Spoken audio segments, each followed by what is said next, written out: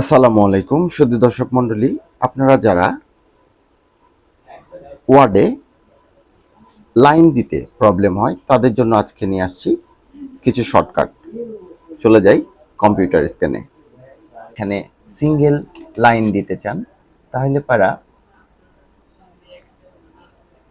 এরকম তিনটি dash use করবেন, তারপরে ইন্টার দিবেন, দেখবেন যে সিঙ্গেল লাইন হয়ে গেছে।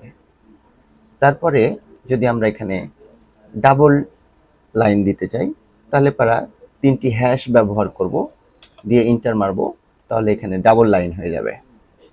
সেম এইভাবে আমরা যদি বোল্ড লাইন দিতে চাই তাহলে পারা আমরা তিনটি হাইফেন ইউজ করব, তারপরে ইন্টার দিলে বোল্ড লাইন হবে।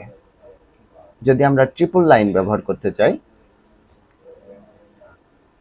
তাহলে পারা এইরকম ইকুয়াল চিহ্ন তিনটা দিব এবং ইন্টার দিলে এরকম ট্রিপল লাইন হয়ে যাবে। এবং যদি কার্ভ লাইন ইউজ করতে চাই তাহলে পারা এরকম চিহ্ন ব্যবহার করে ইন্টার মারলে কার্ভ লাইন হবে। এবং ডট ডট লাইন যদি ব্যবহার করতে চাই তাহলে পারা তিনটা স্টার দিয়ে আমরা ইন্টার দিলে পারাই এরকম লাইন চলে আসবে। তো এটি ছিল আজকের শর্টকাট।